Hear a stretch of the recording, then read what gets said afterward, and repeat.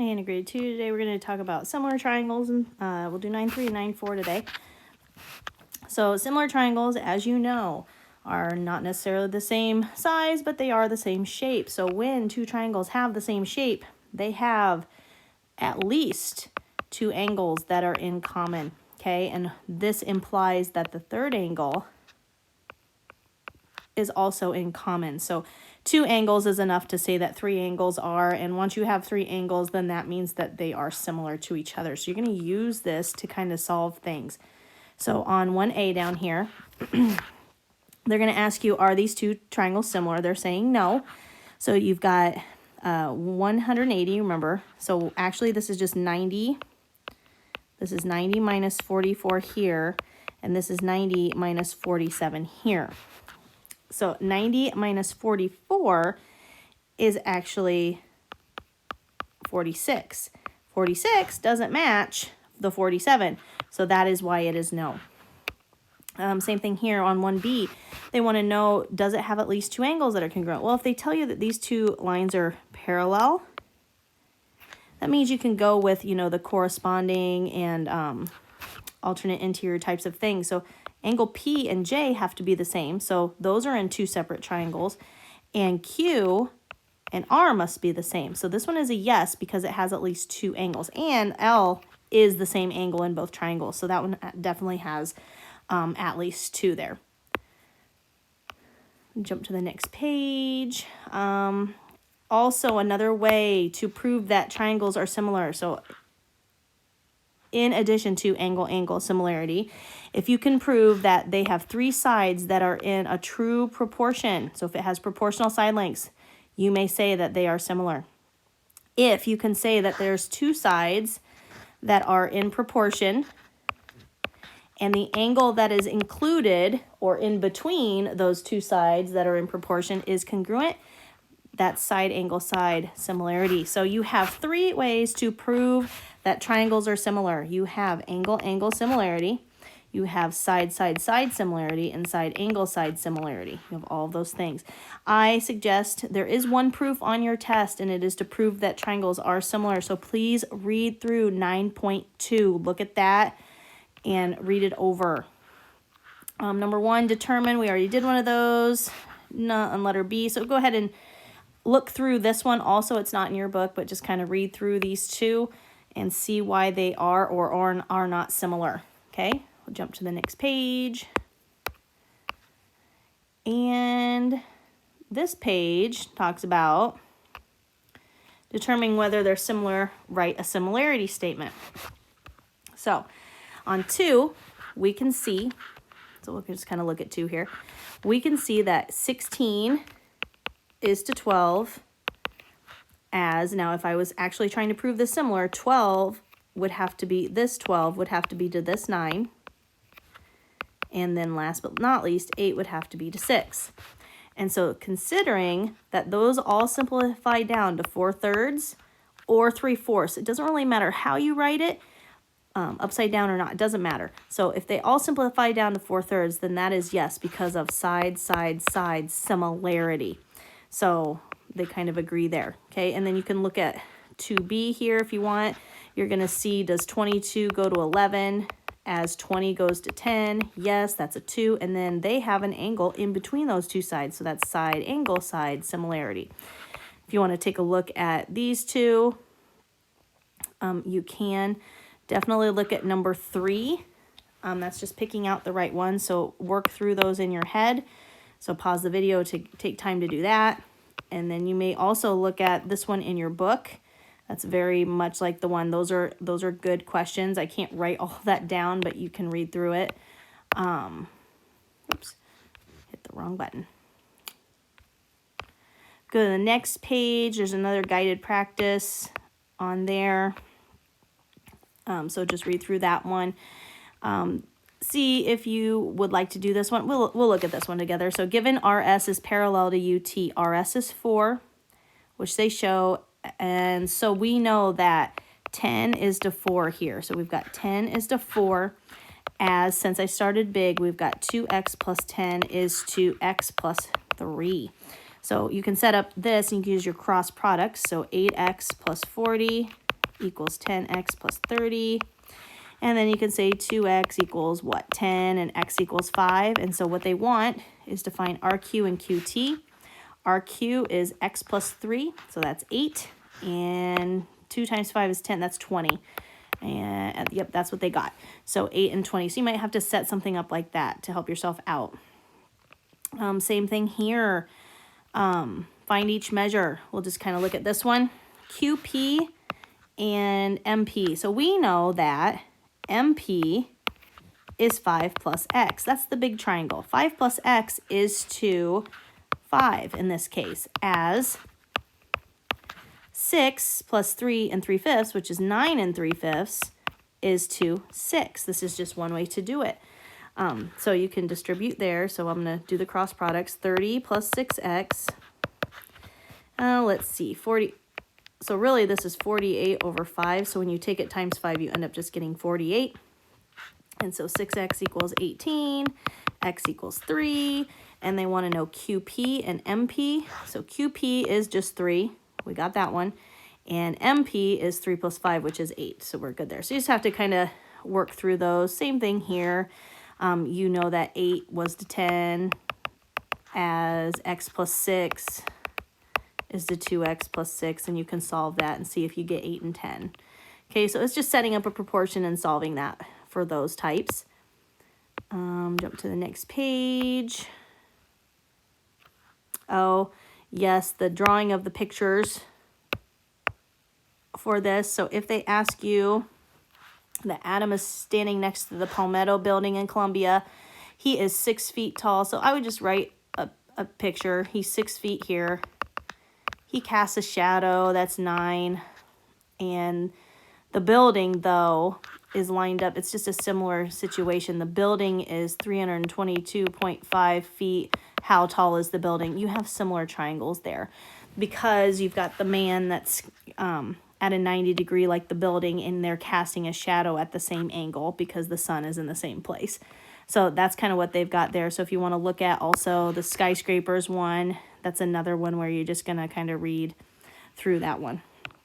All right, so there's the 3 ways to prove that triangles are similar. So find those in your packet and write down any examples that you might need. That section won't be too terrible, I don't think. Section 4.4 is also pretty easy. Actually, all of chapter 9 is going to be pretty easy for you guys, so it'll be good.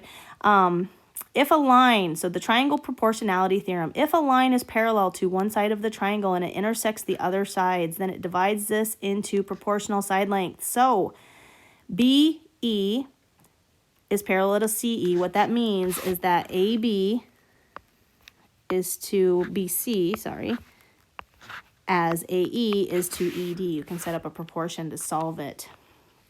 So I'll just look at number 1 here. You can look at this one first, but then I'm going to do number 1. PS is 12.5. SR is 5. PT is 15. So I know that because these two are parallel and it joins 2 other sides, I know that I can write 12.5 is to 5 as 15 is to segment TQ. And that's what they're wanting, is segment TQ. So 5 times 15 is 75.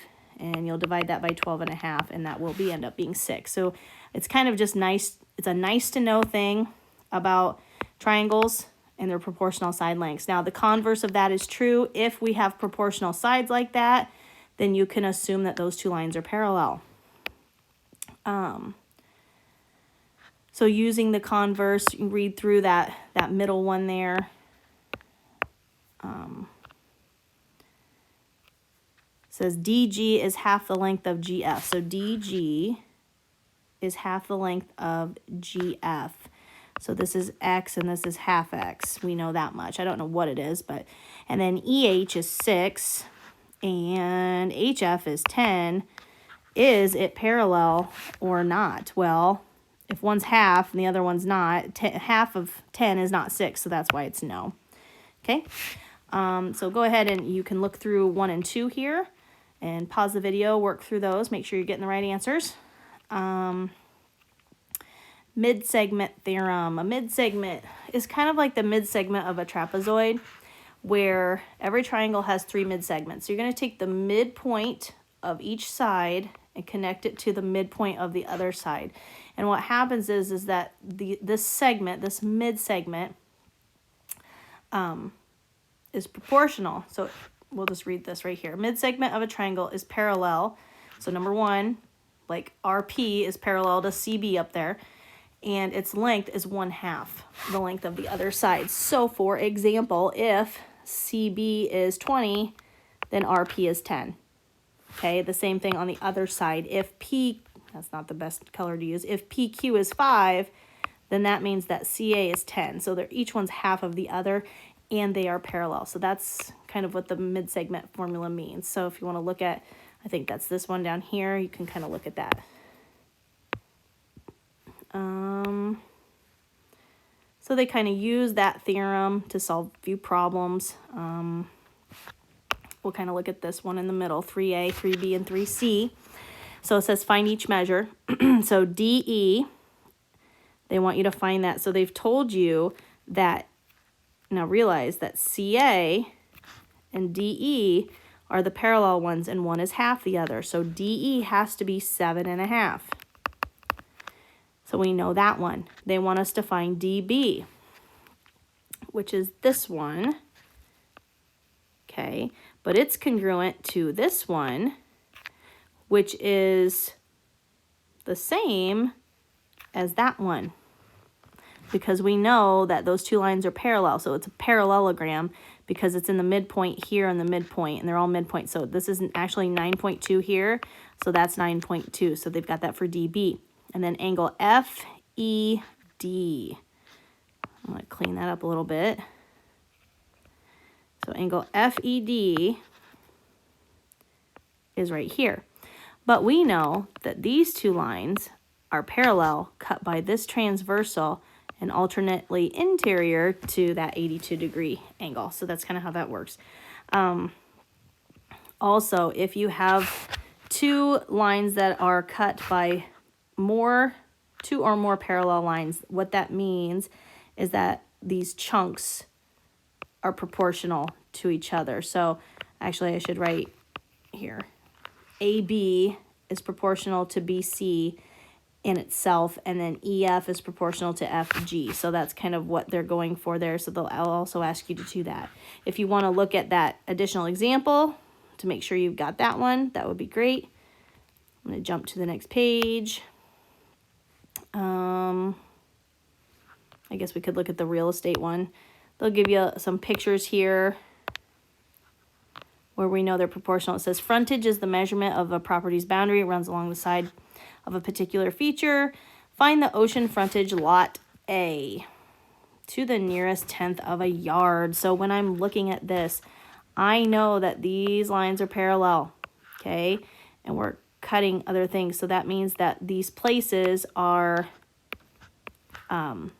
proportional. So I know that 60 is to, I'm just going to put that top star here, that right there, as 42 is to 58. And so I'm not sure what exactly that is because it's not going to come out good. Let's go 60 times 58, sorry. Is that divided by, not times, divided by 42. 82.9, that's what they got, about 82.9. So you can use that to do that. Now also, it says if 3 or more parallel lines cut off congruent segments, then they cut off congruent segments on every transversal. So if we end up knowing that we have parallel lines and we end up knowing that these two segments are congruent, then that also means that EF is congruent to FG. Okay, the other side also is. So that's what they're kind of just trying to describe there. You could look at that additional example if you wanted to try to figure that out. That one's 32.